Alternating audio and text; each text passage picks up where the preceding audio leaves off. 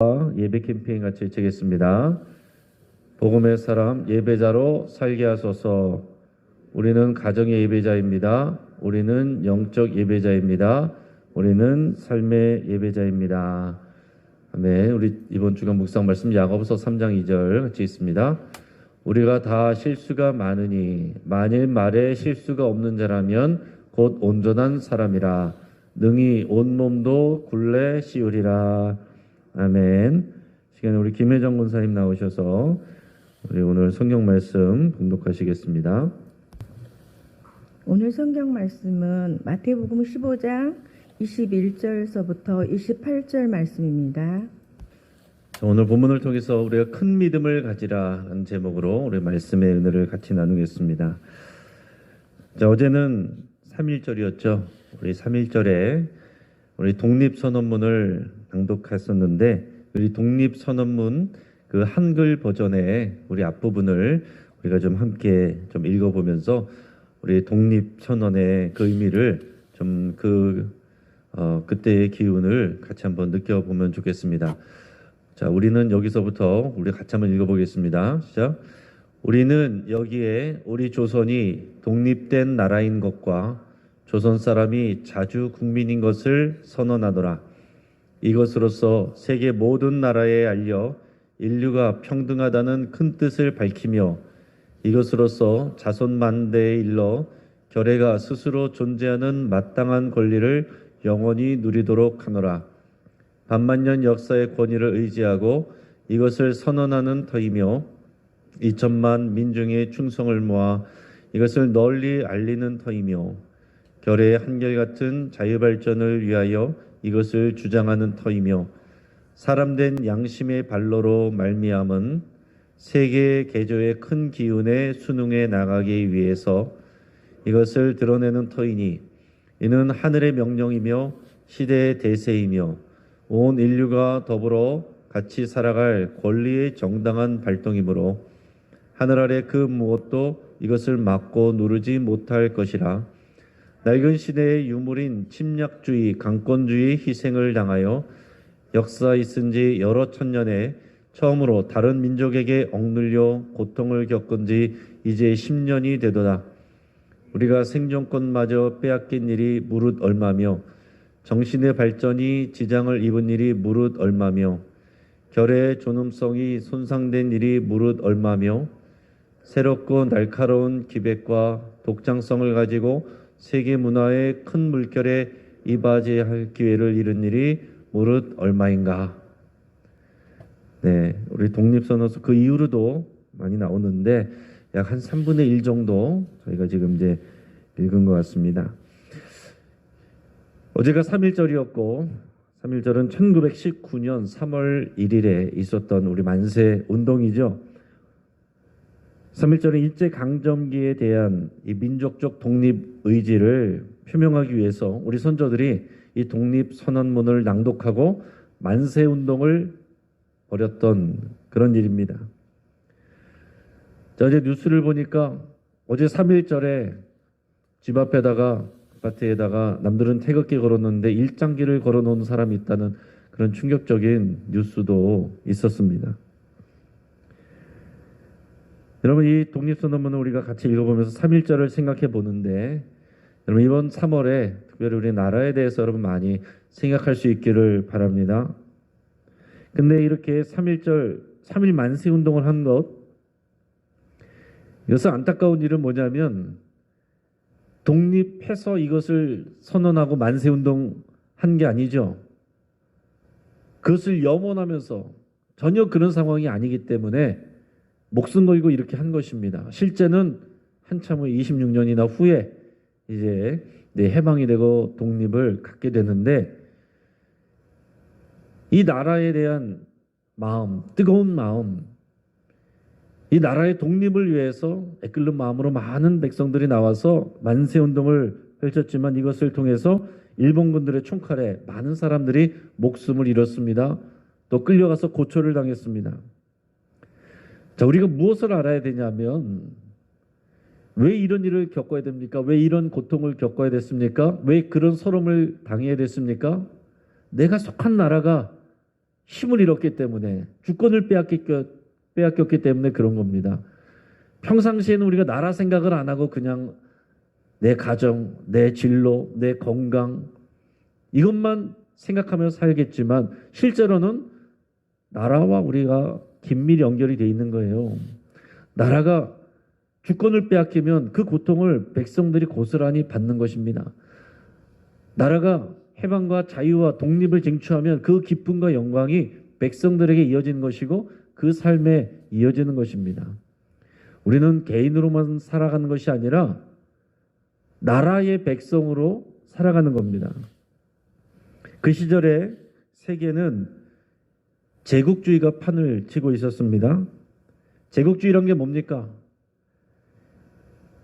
이 나라, 자기 나라만으로 만족하지 못하고 자기 힘을 가지고 무력을 가지고 어떤 다른 능력을 가지고 다른 나라의 어떤 힘과 영향력을 확장하고 또 군사력으로 또 주권을 빼앗고 하는 이런 것들이 제국주의예요. 15세기, 16세기에 보면 이 포르투갈, 스페인, 네덜란드, 영국 이런 유럽의 나라들이 자신들의 부를 위해서 이 확장 정책을 위해서 아시아, 아프리카, 아메리카의 식민지들을 개설을 했습니다. 그리고 이 독립선언을 낭독하던 20세기에는 일본을 비롯해서 독일, 또 미국, 러시아, 중국 이런 강력한 나라들이 제국주의적인 야욕을 펼쳤습니다. 그런 가운데에 이 힘없는 약소국가인 우리나라는 나라의 주권을 빼앗기고 백성들이 고스란히 그 고통을 당했던 것입니다. 여러분, 예수님 이전에 나오는 제국들, 이 유대 백성들, 이스라엘 민족과 관련된 제국들은 성경에 나오는 제국들은 어떤 제국들이 있습니까? 이 메소포타미아를 중심으로 이루어졌던 그 패권을 가져갔던 그 제국들이었어요. 아수르 제국, 그 다음에 바벨론 제국, 그 다음에 페르시아 제국, 그 다음에 헬라 제국, 그 다음에 로마 제국. 이 로마 제국에 이르러서 예수님이 활동을 하신 겁니다. 그러니까 우리는 예수님이 이 복음서를 읽을 때 그 당시가 그 제국 안에 그 폭거 아래서 고통하고 있는 백성들, 그 땅에서 하나님 나라를 사모하는 사람들, 그런 배경 안에서 우리가 말씀을 읽을 때 하나님의 말씀이 올바르게 우리가 읽혀질 수 있습니다. 사람은요, 결국 어떻게 됩니까? 하나님께서 이스라엘 백성들을 출애굽시켰을 때 하나님이 다스리는 하나님의 나라를 만들고자 하셨던 거예요. 그냥 각자 개인적으로 알아서 살기를 바라시는 것이 아니라 이 민족이 되게 하셔서 이 민족이 나라가 되게 하시는 게 하나님의 계획이고, 그것은 하나님이 왕이 되셔서 다스리는 하나님의 나라 되기를 원하신 겁니다. 그것을 구약시대에 광야에서 율법을 주시고 언약을 맺었어요. 그래서 언약을 맺으면서 이제 하나님의 나라를 구체화하는데 그 구약시대의 나라를 제사장 나라라고 할 수 있습니다. 제사장 나라. 자, 하나님께서는 언약을 맺으시면서 너희가 이 언약을 이 말씀을 다 지켜 행하면 나는 너희의 하나님이 될 것이고 너희는 내 소유가 되며 제사장 나라와 거룩한 백성이 될 것이다 그랬어요. 그래서 율법을 받고 율법을 지키는 이스라엘 백성들, 그들은 제사장 나라 백성이 된다라는 얘기예요. 그래서 예수님이 오시기까지, 그때까지 이 제사장과 율법을 중심으로 한 이 유대인들은 제사장 나라를 살고 있는 사람들입니다. 그리고 이 제사장 나라를 살고 있는데 그들은 지금 로마라고 하는 제국의 그 억압 아래서 고통을 받고 있는 거예요. 근데 또한 예수님은 이 제사장 나라를 살아가는 백성들, 그런데 그 제사장 나라로서 온전히 그 말씀을 따라 살지 않고 각자 자기 멋대로 하나님의 말씀이나 뜻과 상관없이 그 언약의 정신을 어긋나서 마음대로 살아가고 있는 그 땅에, 그래서 고통받고 울부짖고 있는 그 땅에 예수님이 오셔서 하나님 나라를 선포하시는 겁니다. 자, 제국이 있어요. 제사장 나라가 이루어지고 있습니다. 예수님이 하나님 나라를 선포하십니다. 그런데 제국의 고통 아래 있으면서 제사장 나라에 끼지도 못하는 그런 이방 여인이 오늘 한 명이 나오고, 또 예수님이 그 여인의 믿음을 통해서 그의 딸을 고쳐주는 장면이 나옵니다. 오늘 이 가나안 여인이 고침을 받는 이 사건, 이 기적, 이것은요 그냥 한 개인이 믿음을 통해서 은혜를 받았다, 고침을 받았다, 기도 응답을 받았다, 그 정도로 읽어서 되는 게 아니고 이 나라의 개념을 통해서 봐야 이게 하나님의 뜻이 보이는 것입니다. 자, 먼저 그 당시에 있었던 로마 제국은 팔레스타인 지역뿐만 아니라 그 지역의 모든 인근 지역까지 다 관할하고 통치하고 있었습니다.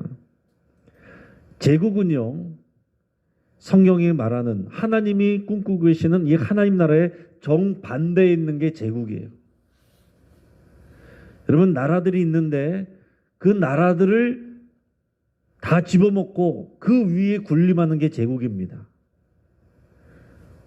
나라의 왕은, 지도자는 왕이지만 그 왕들을 다스리는 왕은 황제라고 그러고, 대부분 제국의 황제들은 자기를 신이라고 불렀어요. 자, 하나님의 나라는 어떤 나라입니까? 하나님이 왕 되신 것을 믿고 그 백성 되는 게 하나님 나라고, 그게 하나님의 꿈인데 사람들은 어떻게 해요? 나라를 만들어요. 그리고 더 나아가서는 그 야욕이 켜져서 제국을 만들어요. 근데 이 제국의 역사들을 보면 항상 뭡니까?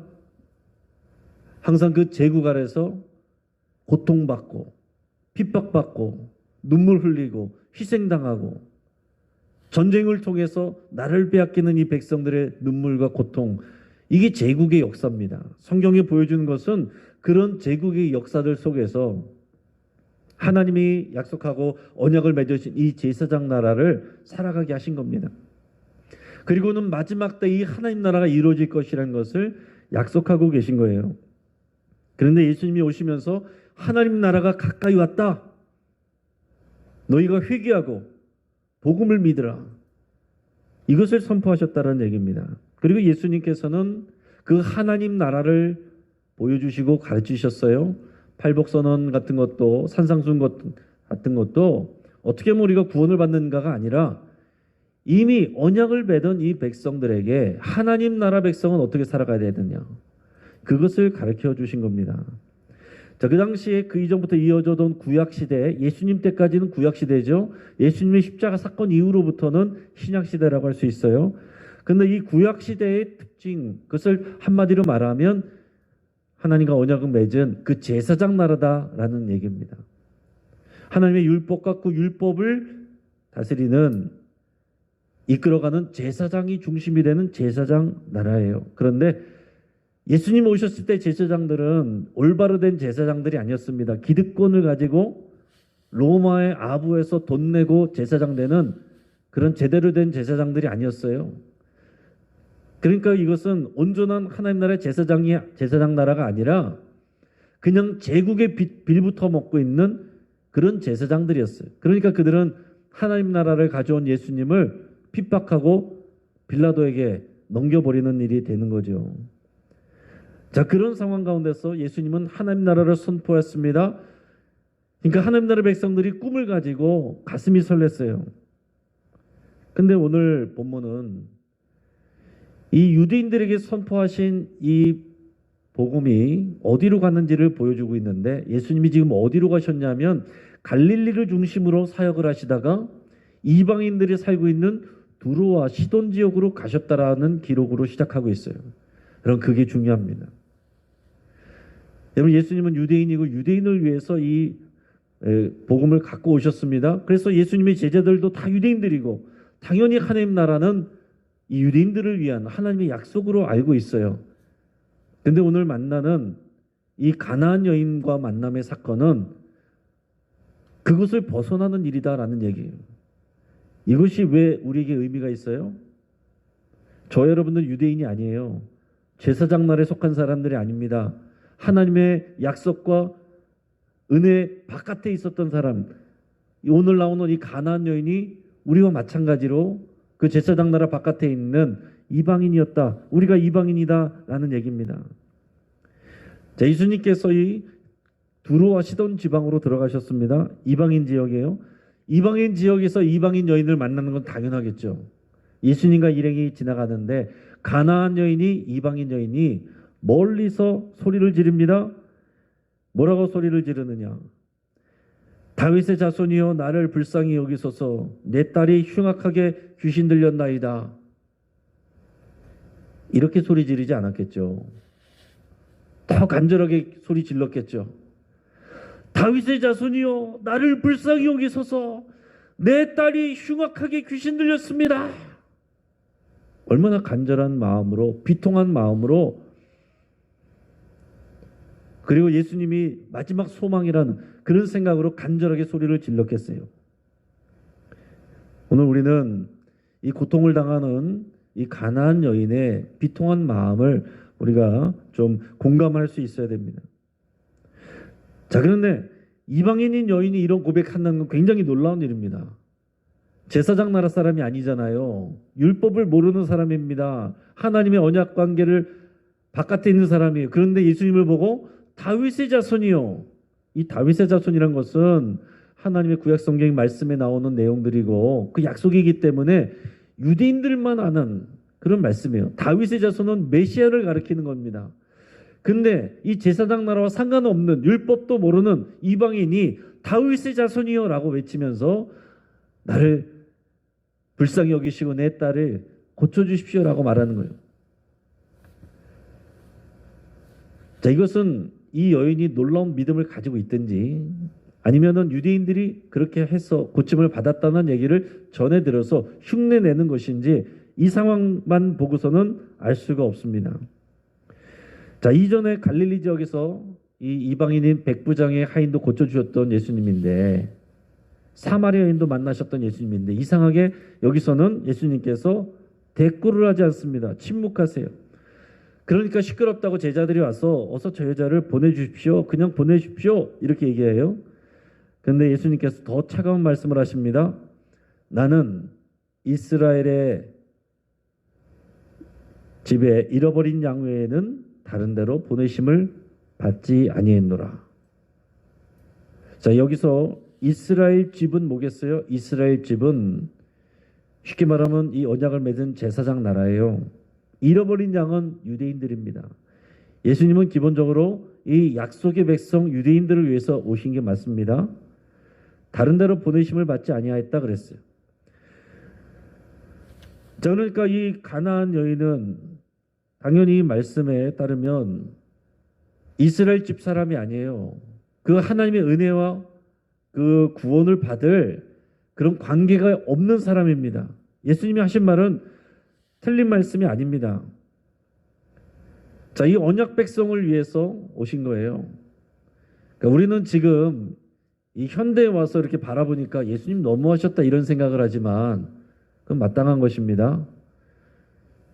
하나님의 의무는 하나님과 언약을 맺은 백성에게만 있는 거예요. 내가 너희의 하나님이 되고 너희에게 이 은혜를 베푼다는 것은 언약을 맺은 언약 백성에게만 의미가 있는 거예요. 이 가나안 여인은 그 언약을 맺은 사람이 아니고 그 언약을 맺는 제사장 나라 사람이 아니기 때문에 예수님이 하신 말씀 틀린 말이 아니다라는 얘기입니다. 근데 이 여인이 더 적극적으로 예수님 앞에 나와서 엎드려 절을 했습니다. 말로만이 아니라 정말 예수님을 다윗의 자손으로 이렇게 지금 고백하는 것을 행동으로 표현하고 있습니다. 그러면서 말합니다. 주여 저를 도우소서. 주님이라고 표현하고 있어요. 근데 예수님은 더 차갑게 말씀하십니다. 자녀의 떡을 취하여 개들에게 주는 것이 마땅하지 아니하다. 그래서 여인이 이쯤 되면은 화가 나서 돌아갈 만도 한데 포기하지 않고 더 놀라운 고백을 합니다. 주여 올소이다마는 개들도 제 주인의 상에서 떨어지는 부스러기를 먹나이다. 이런 굉장히 놀라운 고백입니다. 예수님이 이방인을 개라고 표현했는데 그 당시 일반적인 유대인들이 그렇게 표현했어요. 예수님이 일부러 특별히 다르게 얘기하신 것이 아니고 일방적으로 유대인들에게 있어서는 이방인이나 개나 똑같이 언약 밖에 있는 언약의 그 능력과 은혜를 받을 수 없는 존재들이기 때문에 일반적인 표현이에요. 자, 그런데 이 여인이 이 말에 대해서 주인의 말씀이 맞습니다. 그런데 개들도 자기 주인의 밥상에서 떨어지는 부스러기라도 먹습니다. 그 부스러기 은혜라도 허락해 주십시오. 이 얘기는 무슨 얘기입니까? 더 중요한 얘기는 맞습니다. 나는 제사장 나라 사람이 아니지만 그러나 하나님이 나에게도 주인입니다. 이 고백을 하는 거예요. 유대 백성들도 하나님을 온전히 섬기지 않고 우상을 섬기고 자기 마음대로 살아서 돈을 섬기고 다른 우상들을 섬겨서 이런 핍박과 고난 가운데 있는데 기본적으로 하나님을 알지 못하는 이방인이 하나님이 나의 주님이라고 고백을 하는 겁니다. 그 부스러기 은혜라도 그것을 달라고 고백하는 거예요. 예수님께서 이렇게 차갑게 대한 이유는 이 이방 여인의 믿음을 드러내기 위한 것입니다. 그래서 이 이방 여인에게 하나님의 나라의 은혜가 그 생명이 이루어진 것을 보여주기 위함인 거예요. 오늘 예수님께서 내 믿음이 크도다 그 소원대로 되리라 하고 그 딸이 질병에서 고침을 받습니다. 이 여인의 개인적인 믿음을 통해서 그냥 구원을 받았다. 여기서 끝나는 것이 아니라 여기서는 이 나라의 관점에서 하나님의 역사를 바라봐야 되는 것은 뭐냐 하면 제사장 나라 속하지 않았던 이방인 여인이 제국 안에서 신음하고 있고 개인의 고통 가운데서 신음하고 있던 이방인 여인이 하나님 나라의 은혜를 받게 됐다라는 얘기입니다. 그래서 주인의 상에서 떨어지는 그 부스러기라도 먹게 됐는데 그 하나님 나라 식탁, 제사장 나라 이 언약 백성만 앉을 수 있는, 누릴 수 있는 그 은혜에 동참하게 되었다라는 얘기입니다. 이것은 예수님께서 이 십자가를 통해서 새 언약을 맺으시고 이제 유대 민족만 아니라 모든 민족을 구원하시고자 하는 하나님의 큰 그림을 여기서 미리 보여주신 거예요. 어쩌다가 만나서 이렇게 된 것이 아니라 우리가 봐야 될 것은 예수님이 두로와 시돈 지역으로 일부러 가셨다는 것을 생각해야 되는 거예요. 예수님은 이방인들을 향해서 이미 나가신 겁니다. 여러분, 이것이 우리에게로 이어진 거예요. 오늘 우리가 성찬식에 참여했는데 성찬식은 하나님 나라의 식탁입니다. 우리가 감히 참여할 수 없는 주인의 밥상이에요. 거기에 우리가 동참하여서 거기에 떨어지는 부스러기가 아니라 그 주인의 살과 피를 먹고 마신 겁니다. 그냥 개인의 고통받는 이 가정사가 구원받는 것으로 끝난 것이 아니고 하나님 나라가 그 은혜가 생명이 고스란히 이 여인에게 임하게 된 것이고 저와 여러분들에게 임하게 된 것입니다. 오늘 3.1절이 아니면 우리가 나라에 대해서 별로 생각할 일이 별로 없습니다. 3월 시작하면서 3.1절 생각하시고 내가 이 대한민국이란 나라에 살고 있지. 한민족이 나의 민족이지. 하나님께서 나를 이렇게 엮어주셨지. 이걸 아셔야 되고 이 나라와 민족을 향해서 하나님이 역사하시는 것들을 우리가 바라봐야 되는 거예요. 하나님의 나라가 이 한민족과 대한민국을 통해서 역사하시는 것을 우리가 봐야 되고 그것이 우리의 삶에 직접적인 영향이 되는 것입니다. 그냥 내 개인의 건강, 내 개인의 소원 여기서 머무르는 게 아니다라는 거예요. 하나님께서 이 한민족과 대한민국의 백성으로서 우리를 구원하시고 우리를 하나님 나라 백성 되게 하셔서 이 주인의 밥상에서 당당하게 먹고 마시는 그 은혜와 능력을 주셨다라는 얘기죠.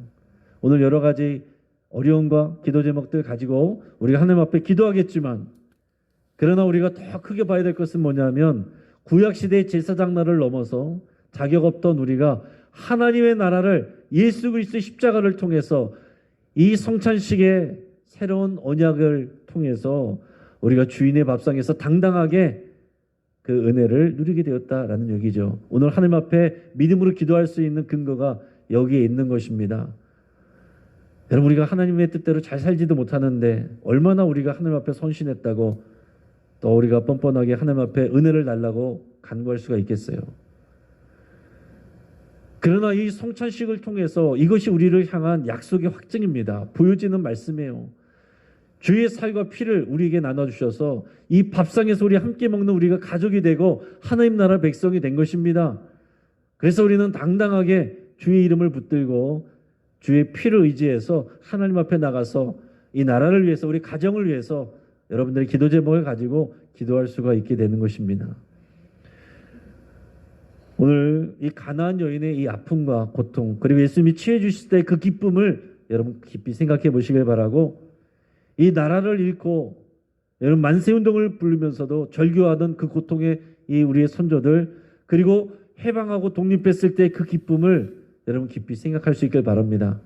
그것이 오늘 우리에게 이어져 있는 것이고 이미 우리는 받은 사람들이에요. 근데 우리에게 감격이 없어요. 당연한 것처럼 여기기 때문에 그렇습니다. 잃어버리기 전까지는 이것의 소중함을 우리는 잘 몰라요. 그러나 오늘 말씀을 통해서 이 역사를 통해서 우리는 기억해야 되고 이 대한민국과 하나님의 나라 그 안에서 우리가 하나님의 은혜를 누리는 것입니다. 그래서 우리는 이 민족과 나라를 위해서 기도해야 되고 하나님 나라를 위해서 살아가는 것입니다. 이 3월에 하나님 나라의 은혜와 기쁨이 우리에게 풍성하게 부어지고 누려지기를 주의 이름으로 축복합니다. 같이 한번 기도하겠습니다. 여러분 이 시간 우리 말씀을 붙들고 함께 기도하겠습니다. 우리가 대한민국 백성으로서 자유와 독립을 누릴 수 있는 것을 감사하며 기도할 수 있기를 바랍니다. 여러분 이 시대의 젊은이들이 헬조선이라고 부릅니다. 그러나 여러분 이 대한민국 우리나라 백성이 잘났든 못났든 우리가 속한 우리나라 백성 우리나라예요. 이 나라를 위해서 우리가 감사하며 이 자유와 독립을 누리게 된 이것이 얼마나 귀한 것인지를 여러분 하나님 앞에 감사해야 됩니다. 하나님의 은혜입니다. 또 이방 여인을 만나기 위해서 예수님이 두로와 시돈으로 가신 것을 생각하면서 예수님이 우리를 만나기 위해서 오늘 이 자리로 우리를 찾아오셨다는 것을 믿고 감사드릴 수 있길 바랍니다.